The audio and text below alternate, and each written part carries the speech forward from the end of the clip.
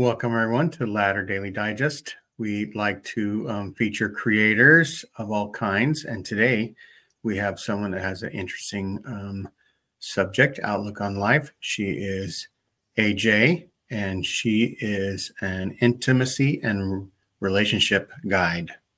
Nice to have you on, AJ. Yeah, thank you Welcome, so much. AJ. Happy to be here. Yes, awesome. Let's go ahead and jump right into your story then, how this became your path. Or I guess first, do you want to maybe define what an intimacy and relationship guide does versus a coach? Go ahead and tell us how you work with people and what you're going for. Yeah, absolutely. So I do like using guide instead of coach because guide to me means that I am in support and in service of a path that somebody wants to be on. And so in relationship and intimacy guiding, I did attend an 18-month program. They're called Somatica Institute. They're in the San Francisco Bay Area, but it's online. And within that, I learned just the broad spectrum of relationships and sexuality and desires and communication. And it was incredibly enticing. And through that experience, I had my own really deep transformation. And as a guide, I can support people in discovering what they want to learn about themselves. And especially post-religion, that's it's really important to just discover oneself and who we are, what our preferences are, and what we want in life. Okay, so we can get into your maybe some of your life experiences and how that led you to where you are today. Yeah, absolutely. So I grew up in the San Francisco Bay Area, in the East Bay area, and I did not grow up Mormon. I was a teen convert. So in the mid-90s, I got snagged up by some friends, and there was a cute boy who was Mormon, and I started going to church with a friend. And after doing that for a few months, I just loved how I felt. The people were so nice to me. I felt this sense of belonging and family and connection and community that I really desired. And I really liked how the adults were so attentive to me.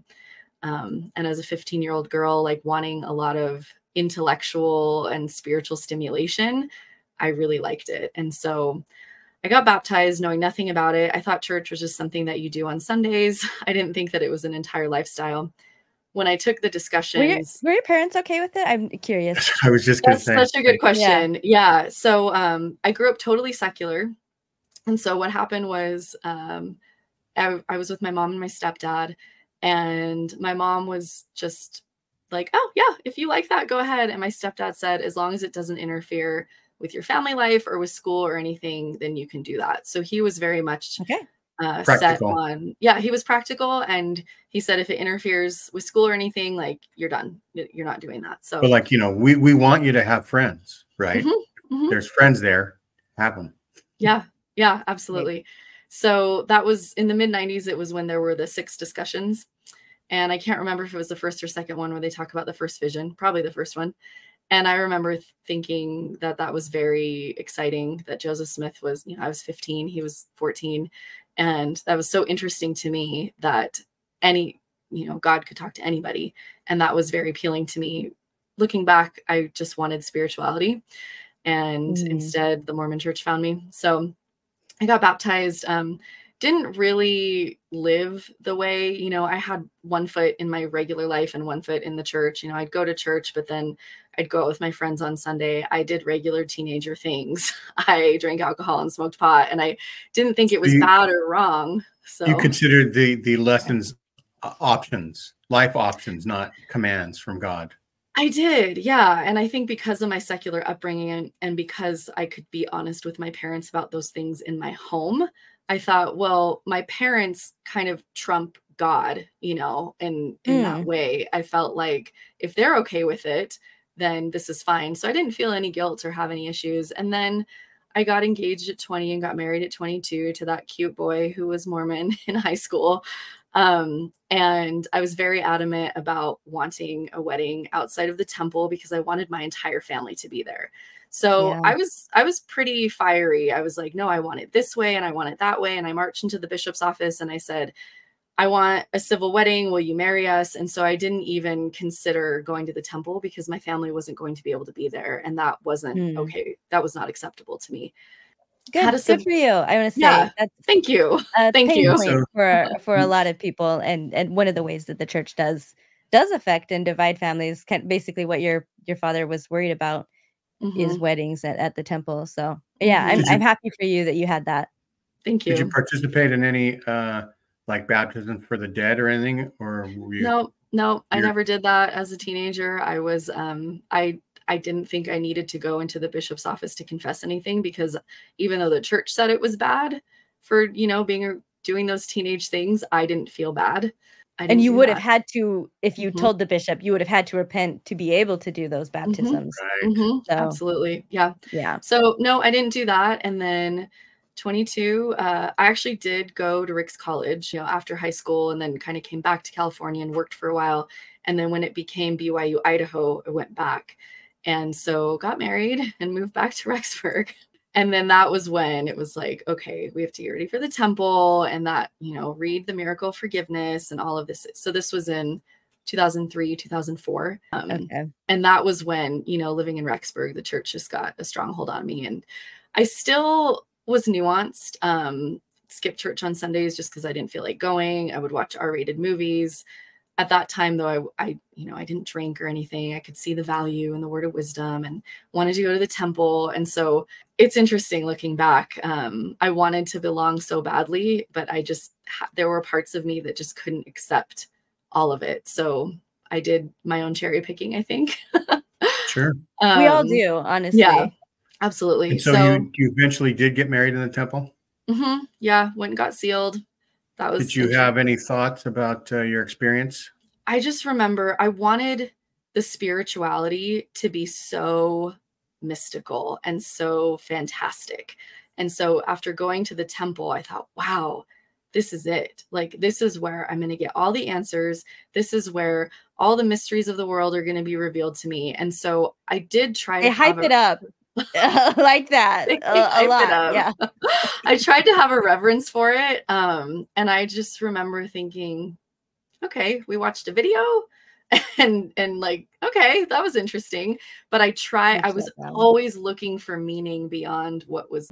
Yeah. So yeah, after, so mid-20s, late 20s, like did the Mormon thing living in Rexburg, moved back to California and just kind of lived a life. I don't have children, so had struggles with infertility for a very long time. And that definitely started to crack my shelf. I wouldn't go to church on Mother's Day. I was very adamant about that. I declared that pretty early on. I just took steps to take care of myself and try You to have find my own blessings. value. Yeah. A little bit, but not too many. I was very much of the understanding that this is something biological with my body. And I tried to not accept that it's because of a punishment from God or anything, but that was hard to separate those things and to live with that differentiation. Yeah. So in my I just early wanna jump in 30s, and just yeah. say if for anyone in our audience that isn't aware, the church really places basically all of a women's value in motherhood. It is the purpose of our creation, and so Mhm, infertility is an extremely challenging thing, because every woman is expected to marry and become a mother, and mhm, so it is very much like, tied to our identity and being, mhm, so it sounds like that did, I guess, get a hold of you. And so yeah, so it gets especially tough, I think, in the church. So that's why I think the things that you like not going on Mother's Day, mhm, or if you had any idea that maybe the lesson that day or something was going to mhm. be around that, Yeah. it's painful, and those are all valid ways to try to deal with that. So yeah, Yeah, yeah. Thank you for naming that. It was painful. And looking back, I feel so far removed from that time in my life. So yeah, it's interesting to reflect on all of this. So that was like a whole nother life back then for you. A Absolutely. Yeah, it feels so different now looking back. I was a different person then. And yeah, to your point, Maven, there is that feeling of being a second class citizen, being in the church as a woman, and then being a woman not having children. I felt like a third class citizen, and so it was hard to reconcile with. And I think I shelved a lot of things and started to just be more nuanced. I would only go to church if I felt like it. In my early 30s, my spouse and I, we decided to not keep going with fertility treatments and things, and kind of see what that would feel like to experiment with being child-free. And so it was nice. It felt really good. And church kind of went to the wayside, but it wasn't anything that I thought about leaving. And then I found out in my early 30s about the gospel topic essays. And I had a friend tell me about them, and I didn't know anything about it. I was kind of going to church, but not really doing much else about it. I didn't really read scriptures or pray a whole lot. I was just living my life. I was looking into doing my yoga teacher training and things, and I was just really focused on that. Didn't have a lot of friends So in the church. essays, real quick, were put out by the church that do cover some of the really many messy topics in Mormonism. And a lot of the information in there for the longest time has been considered anti-Mormon literature, which is, in other words, lies by enemies of the church to detract from it. And so for the church to put out these essays and admit to a lot of troubling things, those are the gospel topics essays. And they did create quite a stir for a lot of people, and For including example, you, sounds like. Joseph Smith's polygamy and Nabu, and the race and the priesthood issue, things like that. Yep. Yeah. Absolutely. So which one was it for you? That was it all of them or a particular one? No, it was, well, I mentioned liking the story of the first vision. So that was the first one I read. And yeah, I had a friend tell me about them, and she said they're kind of interesting but problematic, and she was worried about her husband reading them and what was happening. And we had this conversation, and I thought, oh, okay. I was at a point where I thought, I could actually experiment with, seeing what I actually believe about church. I haven't been going a whole lot. It's not really a part of my life, but I hadn't left because you don't leave, right? And so it was kind of an invitation for me to see, what actually are my beliefs? And maybe I could grow my testimony and dive more into this. And so I sat down and I found them. I think they're harder to find now. This was probably in 2014, 2015. And I read the first vision, and I sat there staring at my computer, and I don't even remember the details. Something about there were 8 or 10 accounts, and he didn't talk about it for 12 years. The numbers are fuzzy, but I remember sitting there thinking, it's a little sus. He made it all up. I was like, of course he made it up. What? He didn't talk about it for 10 or 12 years, and there's this many versions? I was like, that's not how things go when they're an exciting thing that you see God and Jesus. And I just went, what? And I sat there and I clicked on all the little footnotes, and I read little things, and then I went, okay. And then I started flipping through some of the others. I still to this day haven't read all of them. And I just sat there thinking, it's not true. None of it's true. And everything just kind of snapped for me. And so then I went into like a deep deconstruction process, found Mormon stories, listened to it a lot, found Your Polygamy, listened to Your Polygamy. And interestingly enough, in Year of Polygamy, I remember an episode. I couldn't tell you any of the details. I don't really retain all the historical information and stuff, because for me, especially being a convert and it's not in my family lineage, I think it's interesting when I learn it, but it's not something that I want to like retain and be really academic about. So but you remember the effect it had on you. Yes. And the feeling. So there was an episode. Was your husband coming along with you, or was this like your deep, dark secret? For a little while, it was a secret. And he, I don't want to share too much about his stuff, but he, being raised in it and stuff, he was very nuanced. He was like, yeah, we just kind of go to church because that's what I was taught to do. And that's what my family does. And he was less interested in it for the most part. I mean, I don't want to speak for him, but from my observation throughout the whole time of like being in relationship and married and stuff, he seemed less interested in it than me. I was more like fervent about it, I guess, for a while. And I heard one time, Sam from Zelf on the Shelf say that she felt like being a disaffected convert was really hard. And I could resonate with that, because there was a time when I felt like I was doing the right thing. I was saving my family. I was going to do baptisms for the dead for my entire family. And it was me. Like I was the missing link to provide this eternal life for my family. Yeah. So there was a time when I really did believe, and I was really into it. And it was like in my mid and late 20s. And so I did feel like a disaffected convert. I thought I changed my entire life for this. I went, for all intents and purposes, against what my family had taught me and all of these things. And it sucked and it crashed pretty hard. So he was on his own thing, and he's not in it or anything now. And so our pacing was So very this wasn't different. a source of like conflict then. You guys were both able to Go with I it. guess. Yeah.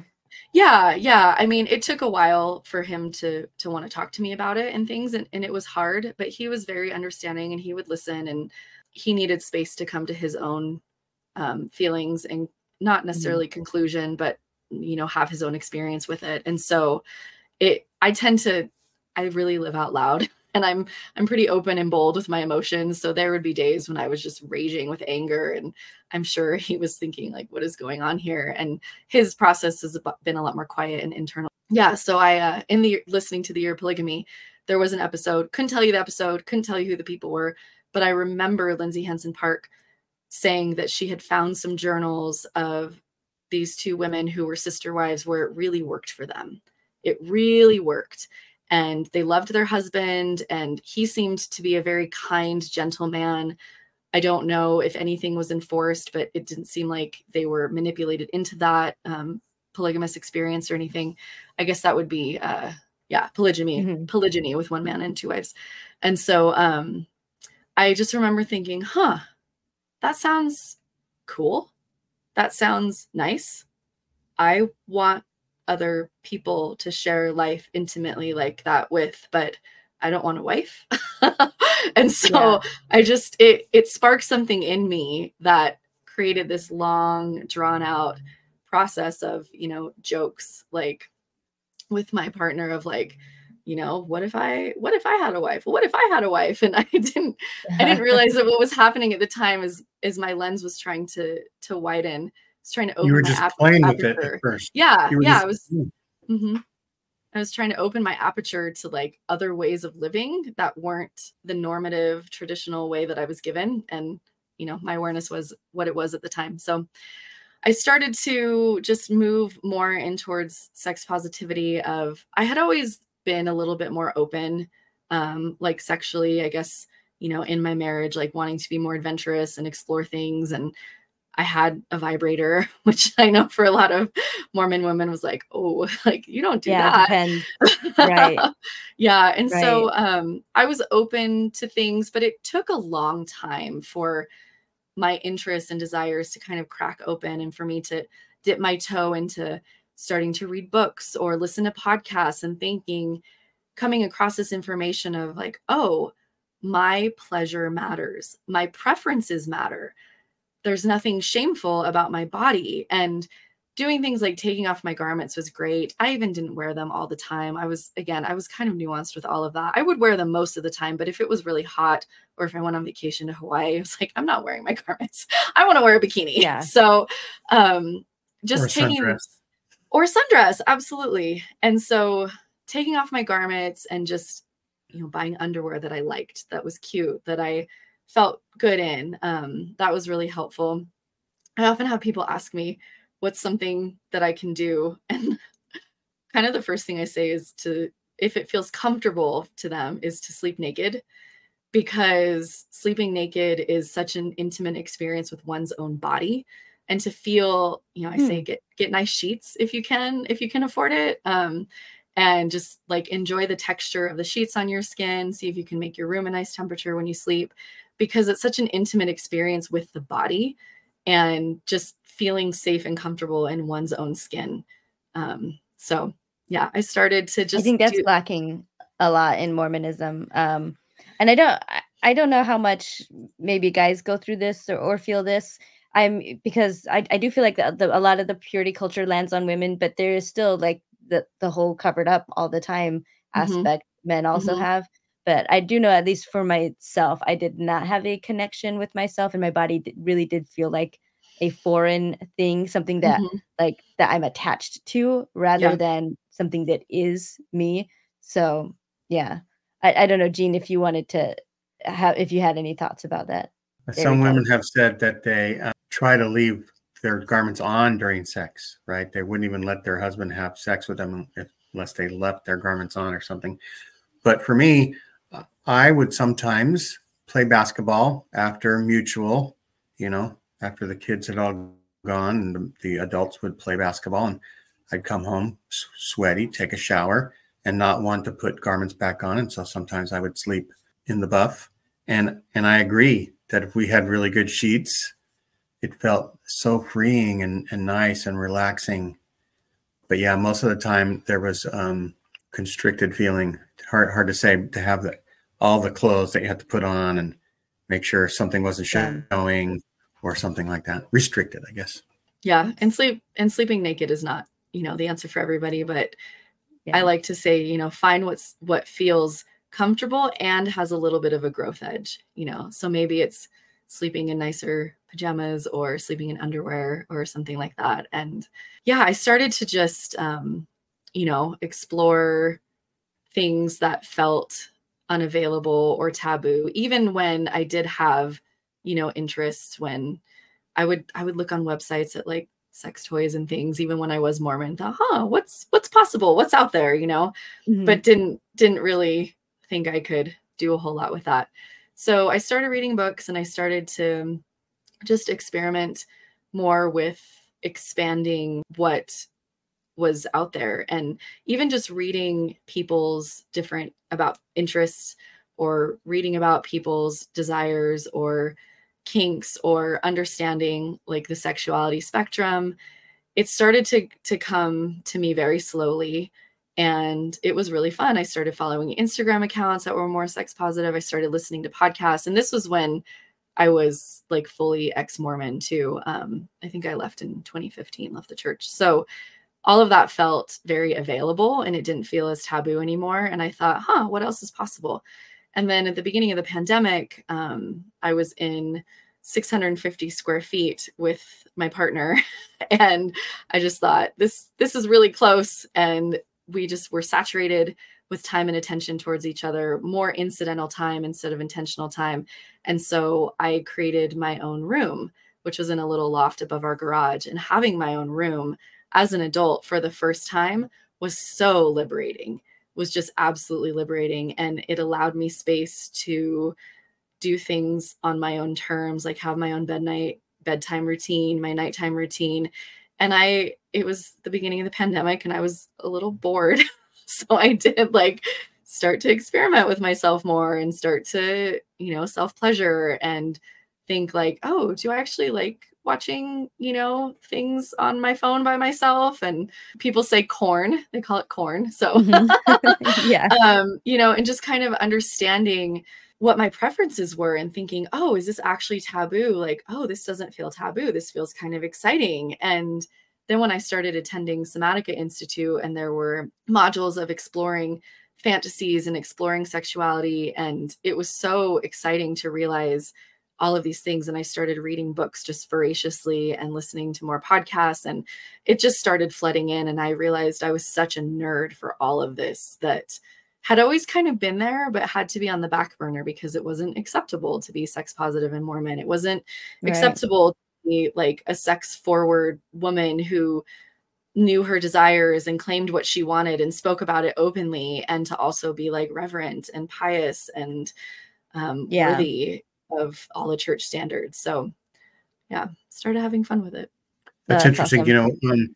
About a dozen years ago, when my last sort of jobs in the church, I was in nursery, and one of the other leaders, there was like 5 women and me in nursery, whatever, and started saying, oh, I'm going to have a sex toy party, or it probably wasn't exactly those words, but that was like, adult pleasuring party or something like that.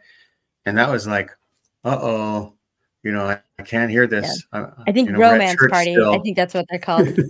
Yeah. Say that again. I would have been scandalized too. Yeah. And so, but it was like, but I thought that was so cool. After I thought about it for a second, I want my wife to go there so that she could have, more fun and enjoyment. And it was like a dual thought of being like ashamed and excited at the same time. Yeah. It's like the Mormon conditioning versus the human experience. Like experience and connectedness you want. And I was thinking too, I really think, you mean, you're right. It's not good. A woman who likes sex, even in her marital relationship, temple sealed marital relationship, is not seen as a good thing. It's seen as a bad thing. It's Mhm. because desiring, it's all on the lustful scale of things. Mhm. And so, yeah, even though sex is obviously part of the motherhood thing, that's really the church doesn't have a specific teaching or doctrine that sex is only for procreation, but I still think that still permeates that it is only for marriage for sure, heterosexual marriage, for them to be clear. It is still with this idea that it is for children ultimately. So Mhm. I think that's partly why you can't really you're not really allowed this freedom to own your body sexually, because the end game is always children, even Yeah, if and if you think about it, we're like past in the that. Bible, like Jezebel, it tries to Right. entrap men with her luring appearance, and stuff like that. Yeah. And so, if It's a the woman, classic Madonna and the whore. Yeah. Mhm. if a, Yes. if a One way to normal woman. if a normal Yeah. Mormon woman wants to be sort of sex positive, she might be looked at as somebody to avoid. She's Mhm. dangerous, Mhm. right? Mhm. And maybe have bad feelings toward, or look down on, or think she's sinning or something like that. Oh And yeah, that Jezebel's still used as an insult today. It's kind of, I I mean, hate it when not people really call too me that. surprising, but I was actually called a Jezebel when I was like a Molly Mormon in high school, and that was by my friend who was even more Molly Mormon than I was. Her because we both were in band, but I was learning percussion, and that was just not ladylike enough for her family. She of course did piano and flute, appropriate instruments for ladies, and so yeah, that was all it took really to be a Jezebel, was to learn percussion in school. But There you go. wow. there was a recent comment actually on Mormon Stories, a Mormon Stories episode, for a woman that was recently on, and someone had said like, "Oh, she probably left the church because of sex, right?" And which is not that's not part of her story at all. She's still like in her marriage and everything, and she actually still goes. But anyway, this comment had said like, "I bet she left for sex. The spirit of Jezebel is strong in women these days." And I was just like, wow, that's a really really, really sad way to look at things. And then and I think it actually just goes to show how sex obsessed patriarchy is and men are, because he hadn't even seen any of this woman's story, and he just instantly goes to it's about sex. And it's just like, maybe it would actually be a really nice world when you can see somebody, a woman, online, and not immediately be thinking about what her sex life is and what her sex choices are, for you as a stranger on the internet, that it just has no Yep. business knowing, or even like pontificating on, when it's literally not even the subject of of her show. This just doesn't even come up. So it's like, wow, you just That's right. anyway, people just But really want to go there, and that's how bad I'll it is. I'll say that this episode is about sex. So, It is. AJ, Yeah. tell us Tell us about tell sex, us more about sex or intimacy, Abs- really. And what's the right? difference? I guess maybe yeah, where are they not the same? Let's go there. absolutely. There is a difference. Yeah, that's great. And just to speak to what you just said, Maven, that idea that sex is so repressed. So we have this like repression, but then a hypersexuality as kind of a pendulum swing away from the repression. And so being in that nuanced, fluid space, the gray area, which I like to call the rainbow area. And I I cannot like take it. credit for that. That is from one of my dear friends. She calls it the rainbow area. And I think it's beautiful because within that spectrum is so much color and texture and variety and so much richness. And so to call it the gray area feels boring. And I like the rainbow area. Yeah.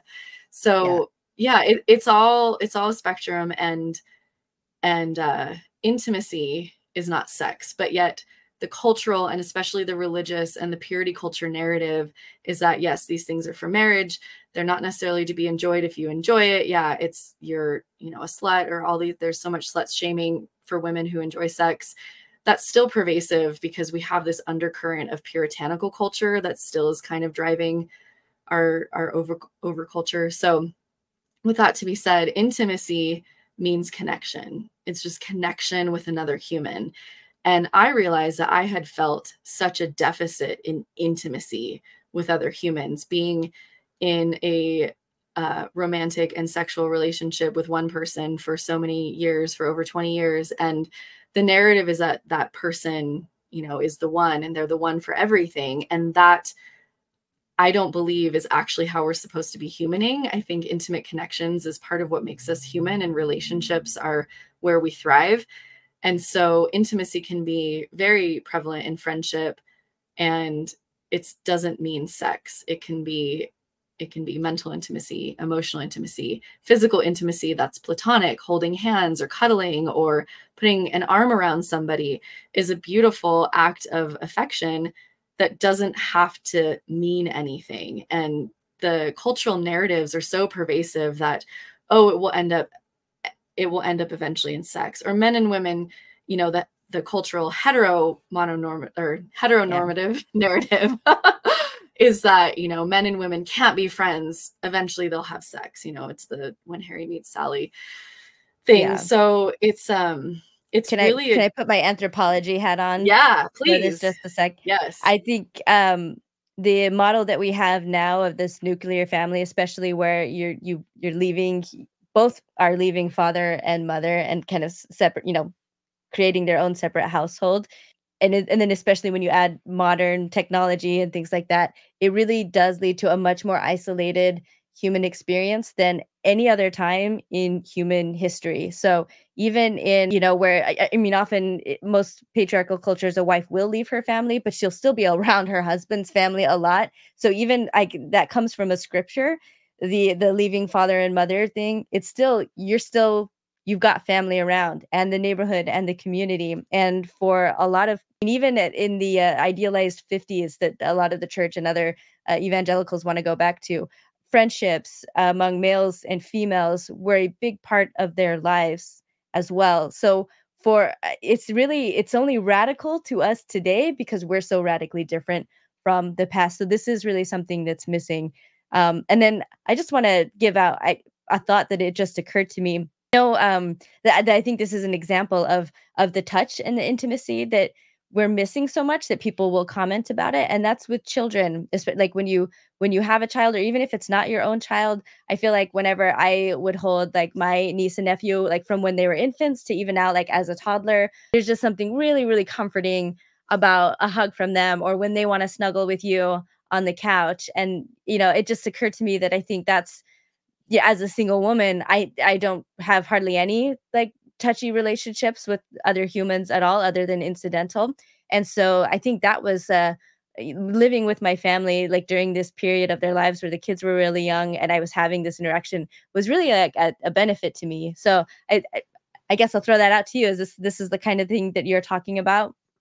Yeah, absolutely. That touch is so important, like human to human interaction.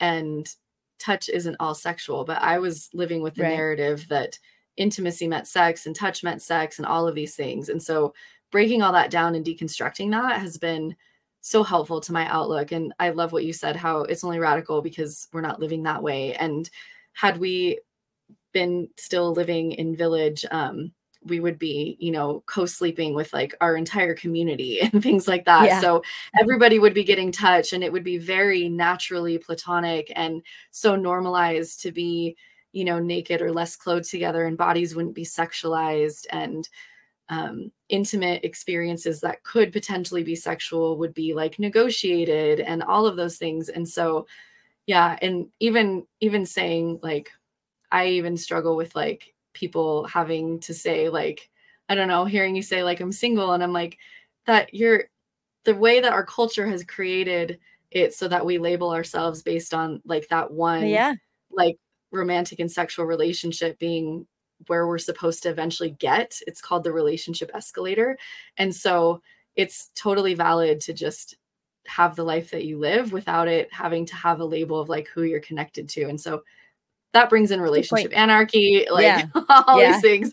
But yeah, like I think so I've discovered that my relationship with myself is so important. And I consider myself my own primary partner, because if I know how I want to move about the world, then I can ask for what I want. I can make requests. I can negotiate with people, and not just partners, but like friends and family. And it makes communication so much more clear. So I could go on a lot, but I want to come back to like sex positivity and sexuality and intimacy, and that sexuality is a spectrum. And so orientation is along a spectrum of like allosexual to asexual and so many things in between. And Maven, you've spoke to this before for sure. Yeah. And I it's think viewers know, but if they don't, I do identify as asexual. And so that is, yeah, and it's that's so my important experience.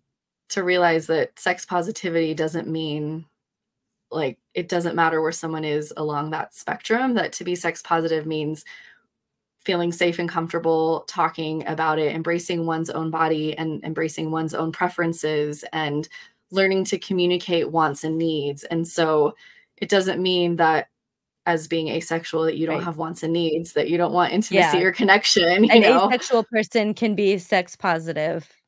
Yeah. Absolutely. And I think I am, and I guess the way I see it more is partially in regards to myself.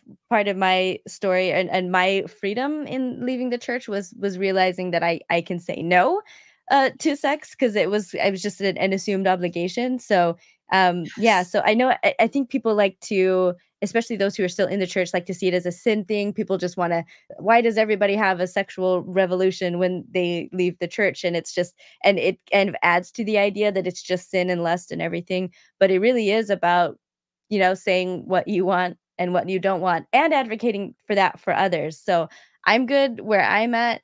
I care very much about other people having consensual sex and or intimacy, just having what they need and not what they don't need or don't want as well. And I think everyone can be that way. So if there are any, believers watching who struggle with the idea of sexual freedom, I think this is a way that you could also maybe take on this idea of sex positivity is as an advocate for others, and wanting others to have their needs met and to be able to say yes or no to things, and yeah, not be coerced or obligated into anything. I think most of us can stand by that.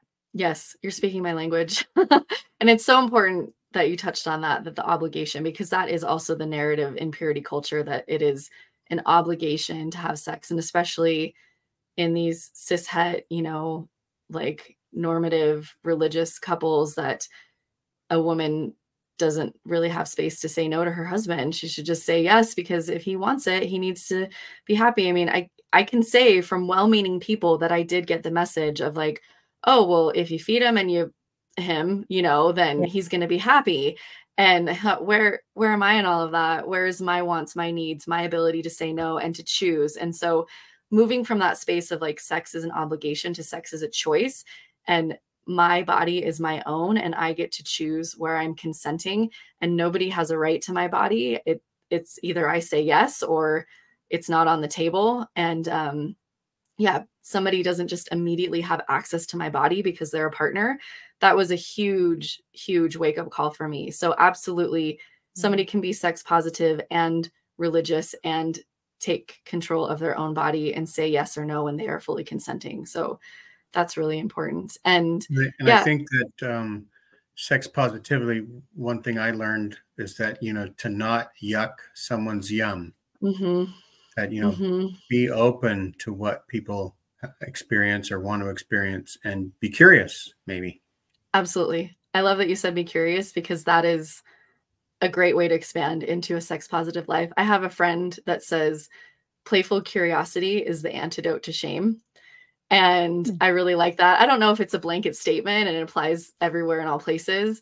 I do like that curiosity can lead to someone discovering and developing themselves and their interests and their preferences and their desires, which kind of crowds out the shame, because discovering that with empowerment and realizing like, oh, this is what I want, or this is what feels good to me, and being able to speak to that kind of takes away the shame, because the shame just comes from societal, cultural, religious narrative saying that you should be this way.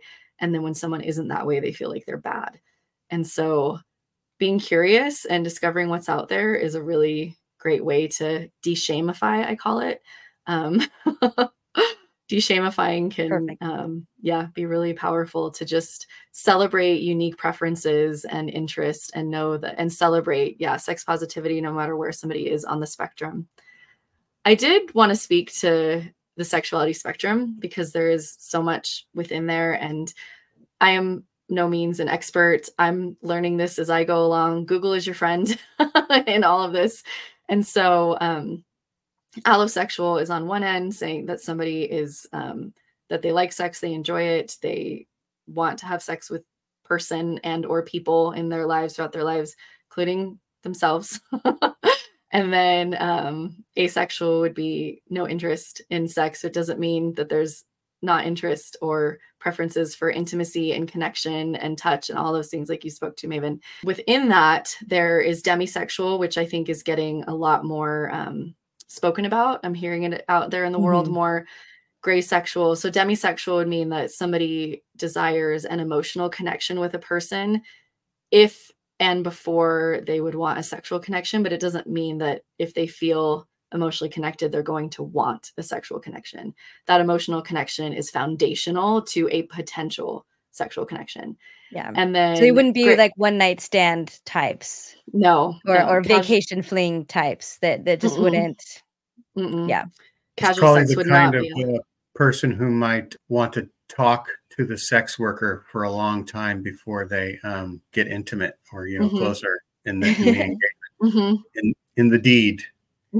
Or maybe even just do that the whole time.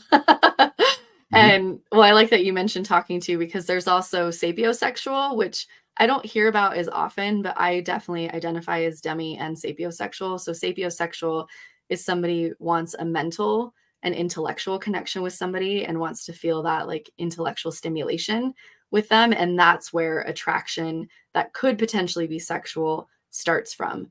And so that sapio is the mental, demi is like, I think of more the heart, the emotions, and then gray sexual, which is mostly, and Maven, please like jump in if there's something that you want to add, mostly asexual, but potentially open to it if the connection is very safe and comfortable. It's kind of used as an umbrella term. And so even asexuals might find, and this is hard because it can be a really unhelpful thing to say to an asexual that they haven't like met the right person yet, because there might not ever be a right person, but sometimes there is. And so there are people who can experience their life, like I have, where it's just not, we're not experiencing life the way allosexuals are with the, starting at puberty and just the attraction to various types of people or celebrities or, peers.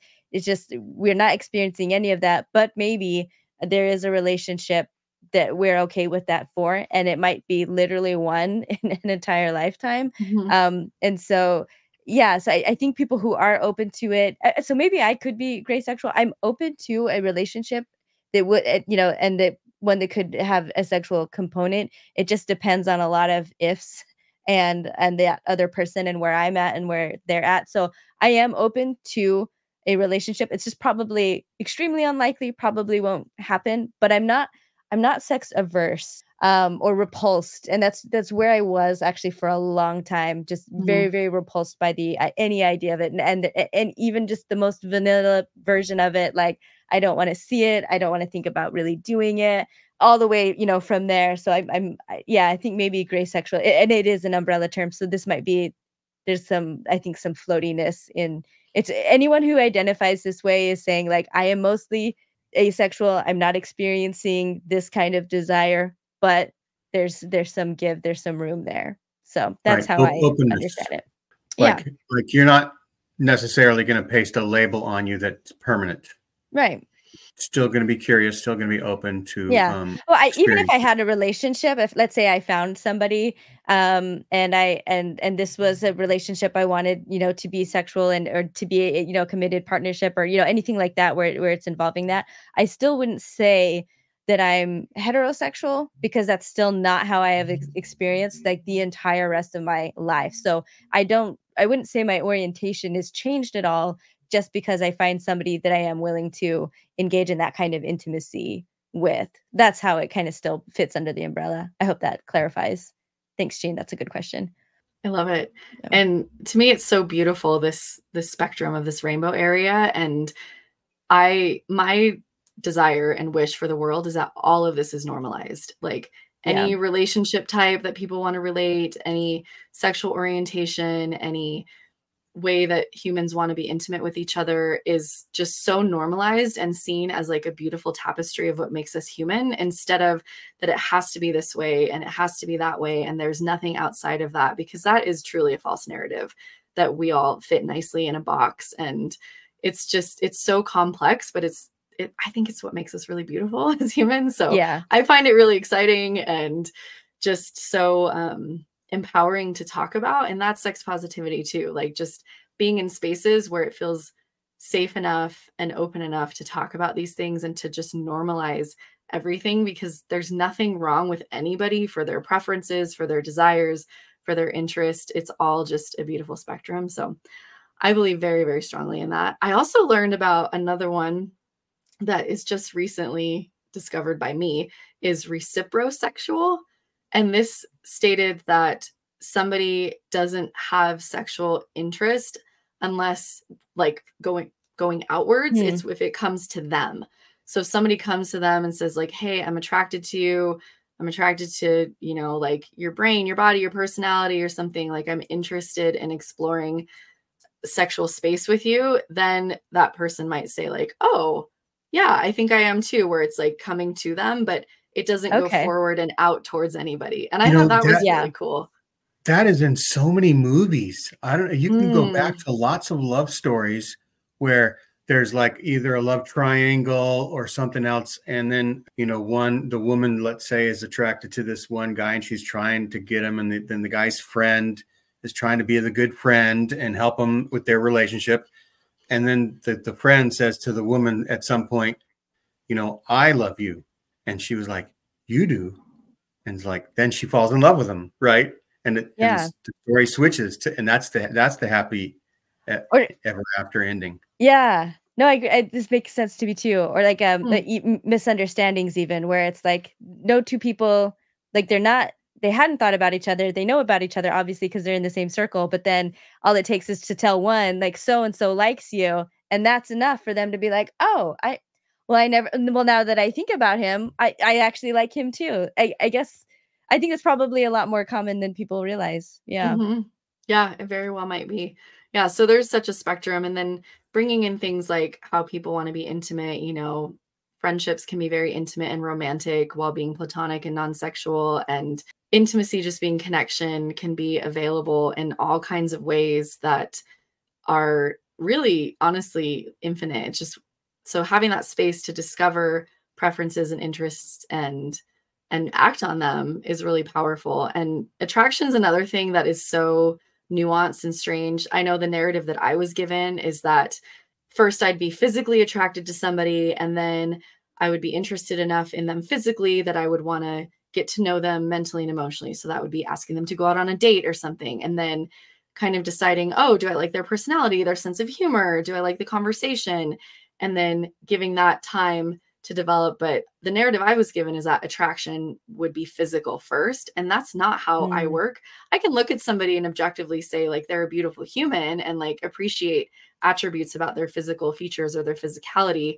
And I'm not above like looking at somebody and being like, oh, wow, yeah, they're hot. But that doesn't mean that I'm actually attracted to them. And mhm. so all of these things are given such a narrow narrative of how we operate as humans. And for me personally, when I exploded it all out and started looking at it, I thought it's so vast. And so it's just so fascinating to me to explore all of this. For me, this is where some of my confusion came from when I was trying to figure out, I guess, what was wrong with me or broken about me when I realized like I'm not when I started to realize how repulsed I was, and I was still a believer, so then I was kind of caught in this thing of recognizing my own lack of desire, but then also having this obligation. I'd heard about asexuality, but I just assumed that it was just no romanticism, no attraction at all, like no like special feelings, but and so that's why initially I didn't think that that could be me because I'm in high school and probably I guess to do with puberty, I had crushes all the time on guys, sometimes multiple, And so I just thought, no, I'm attracted to men, and it's always been men. It's never been women. So like I have to be straight. That's the only thing that makes sense to me. And so yeah, learning this, it's the same thing for me. When I would think about my feelings for them, I think I just liked being around them, like if I was going to be in class, I would want to be in class with them. And even just thinking towards a future life, like you got to shop and pay bills and, cook your groceries for your own food anyway. So you might as well do it with someone that like makes it fun and makes your life more interesting and exciting. And those are the feelings that I had towards my peers that I was crushing on. And these were the kinds of things, but it was never, and this is ultimately what helped me to get past this particular barrier was someone asked me like, okay, if you hadn't been Mormon and you could have had, guilt-free sex with any of your top crushes, would you have wanted to? And I was just like, oh no, I would have been like, ew, no, I did not. That is not what these feelings are like prompting me to do. And that's when it finally came together, like, okay, it's different. But it's confusing because in the teachings of the church, like you're gonna have feelings, like, at special feelings towards, and that's what it was. It was obviously a very different feeling towards these guys than I had like with my good friends or whatever. So I had no other concept for how to describe the crushes and everything other than to think that they were sexual or were automatically sexual and that's what that meant. So So other anyway. girls might have had those feelings that could have developed into sex, but for you, they weren't ever going to really. No. I mean, maybe they could have, I think maybe later now as an adult or something, but they never did then. And if anything, actually, some of the guys that I would have a crush on, and then it would get to like a lot of times that it would settle down into a platonic friendship, and that's where I liked it. I wouldn't have wanted to get it ramp up the excitement back to the crush levels where you're just thinking about them like all the time, and it just that was a very comfortable place to get to for me with a lot of them. So Yep. yeah. The friend zone is where you like to hang out. Yeah, yeah. That's where I hang out all the which time. is which is a beautiful place. And yeah, I Yeah. struggle in why that's like vilified, in culture and everything too. Because again, the friend zone kind of denotes that like there's something else that's supposed to be better and more Mhm. desirable, and that's just not true or real. So Yeah. yeah. Or that something's being withheld from men in particular when they're in the Hmm. friend zone. They are wanting or feeling entitled to more when they maybe really shouldn't. Yeah. Hmm. Yeah. So I was also thinking that there's some practical things that probably some of the listeners are wanting to get to, Hmm. like, so sometimes the love fades, right, in a relationship, and like how can we bring back the that fire that we first had? Mm. So Mm. those are things that a coach or a guide can help Hmm. do again. Hmm. And then there was another thing that I was going to think of, but maybe I'll think of it later in a second. That's a Yeah, good that could starting place even though. yeah, that's great. That could even be a part 2, or I'd be happy to Yeah. come on and We're like an hour answer in. answer a bunch of Yeah, the questions. And practical. yeah, so the practical, so that Gene is, getting into like desires and core desires, and how somebody wants to feel when they're interacting with a partner and the actions that can bring those feelings. So that's a whole big conversation in and of itself. But if Yeah, let's somebody do a wants to, part 2 with the practical that's aspects, great. what Yeah, people yeah. can look for. This was Sex Positivity 101, and either the senior level or graduate level course is coming. Hmm. Yeah, and I can Now, give a few Yeah. pointers really quickly. Yeah. One thing Yeah, that's let's do great. that. Okay, yeah, a few pointers quickly. I'm a big proponent. There's an organization called Sex Positive Worldwide, and they have chapters in geographic regions. They're also worldwide, so most of it is online. Even specific geographic regions will have a lot of their um, meetups and things online, and so it's sexpositiveworldwide.org. And going on there and registering, everything is free. Sometimes if workshops are paid, it'll be a small fee or sliding scale.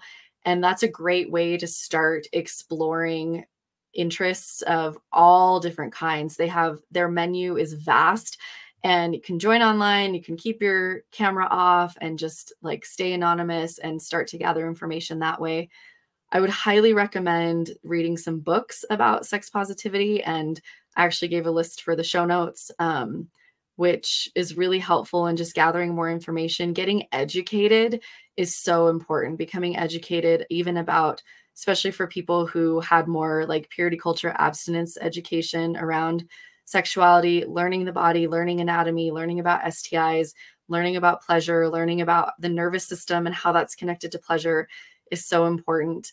Listening to podcasts is really great. And again, in the show notes, I've sent a few that are really helpful and just help to destigmatize things that are taboo or that might be strange. Preferences are beautiful, and all kinds of kinks and interests are great. And so for people to feel space to explore that and even just have conversations about it is really wonderful. Something that I would really name drop a recommend. couple of these books or podcasts. Oh, were you Yeah, about to do yeah, that? Sorry. yeah. Becoming Clitorate is a really great book for vulva owners, about just owning their sexuality and their preferences. What about vulva renters? No, I'm just kidding. No, no. No. If you have a partner with a vulva who wants to share what they learned in it, reading it with you, that's great. Another one is The Erotic Mind. And that one is really great about the brain being our largest sex organ. And it's about like fantasies and desires and things. That one really opened my eyes to a lot of stuff. And me being sapiosexual, it's like very stimulating to like read that book or listen to it. So it activates that. It's really fun. That's a rom-com for you. Totally. Yeah. it's my smut. Yeah. And then there's a podcast called Shameless Sex. It's really fantastic. The topics that they discuss are absolutely across the board. And I would highly, highly recommend that one. I listen to that one a lot, and the co-hosts are just really fun, and they make it totally shameless, which is great. So having conversations too about sex, and when I say sex too, like defining what sex means to somebody can be really important. So is it actual interaction with genitals, or is it, like heavily making out and just being really passionate with somebody? And everyone's definition is going to be different. So I really challenge people to discover their own definition of sex and get rid of what like society and culture has said, because the cultural definitions around sex are still very heteronormative, and that is just false and needs to go away.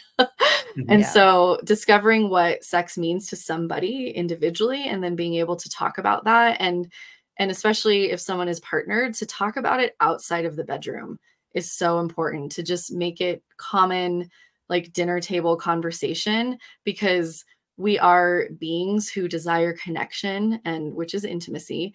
And so in any way that somebody desires that, if sex is a part of that, being able to talk about that when it's not happening is so helpful to just bring more sex positivity into someone's life. And then I'll say last about shame and just kind of cultural ideals and narratives and religious purity culture narratives that were given. A really powerful practice that I have done is to just sit there when something comes into my field of awareness. I ask myself, is this mine?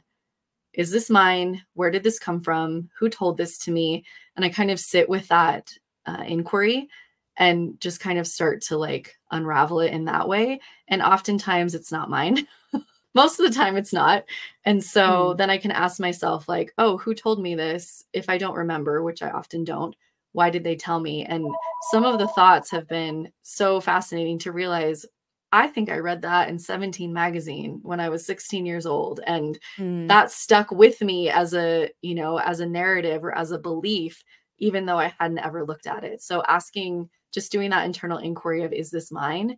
When exploring like sexual preferences and interests, and just exploring where somebody is on the sexuality spectrum is really powerful.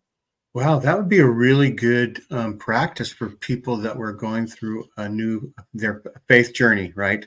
If they're going, because that's one of the things that was really difficult for me as I was leaving, my childhood and adulthood teachings, was like, who am I? Who is the authentic Gene Judson? I didn't know. Who is that? Yeah. But if I could have done something like that, where does this come from? Does it come from my own desires or from outside influences? That'd be a good way to identify those things. Mm-hmm. And another thing I was thinking is that sex positivity is probably linked with mental health benefits, which probably then ties into physical health benefits. Are there things that research done on those things? Nothing that I'm familiar with, but I can't see why not. It seems very Probably plausible. out there somewhere. Makes a lot of sense. Mm-hmm. Mm-hmm. Because we know shame has a lot to do with mental Negative health feelings.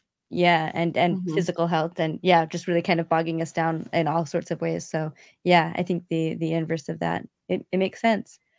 So yeah, so we'll have to have you, and we did already talk about this from the get-go, having you back for a part 2, especially for some questions Mm-hmm. from viewers. So I think It'd be anyone fun to do watching live. this, yeah, we could do it live.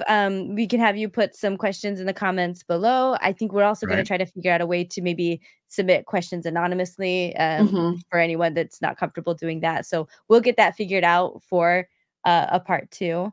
And then, yeah, any last thoughts, AJ, as we wrap up? Anything you didn't get to that you feel like is yeah, critical to wrap up this segment?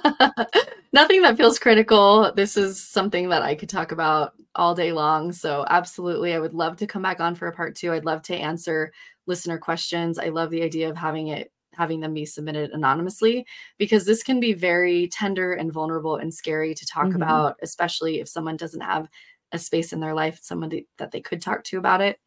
I do have an Instagram account that you can reach me at. If I'm open to DMs, I'm very judicious about like how I spend my time, and I'll let you know what my capacity is and if I have time to get back to you or not. But that's linked in the show notes too. And it's at polyam_exmo. And so I talk about my experience being ex-Mormon and just opening up to more relationship anarchy and doing relationships in the way that I want to do, and kind of my deconstruction process with that. So you can find me There you there. go. And I Awesome. remembered my second question. Should And we save it for the next one, or is it? Well, it's going to be, we won't talk about it at all right now, except for the It'll be a question. cliffhanger That'll be the question. teaser. The Teaser, yeah. question was, Maven could have entered into what she thought was a heteronormative relationship as a 22-year-old or something, not knowing all the other things that exist within, you know, the spaces that we've been talking about. And she could come to a realization when she's 30 or 35 or something. People are probably dealing with that a lot, Mm-hmm. right? Mm-hmm. So for answers, next time we'll have a discussion about that. And so Sounds good. Thanks, AJ, for coming. Thanks, Maven, for all your great questions and for being my podcast partner. And want everybody to have a great week and stay sex positive. How about that? As a sign up. Oh, and like and subscribe and all that other stuff. Thank you. Bye-bye. Thanks, everyone.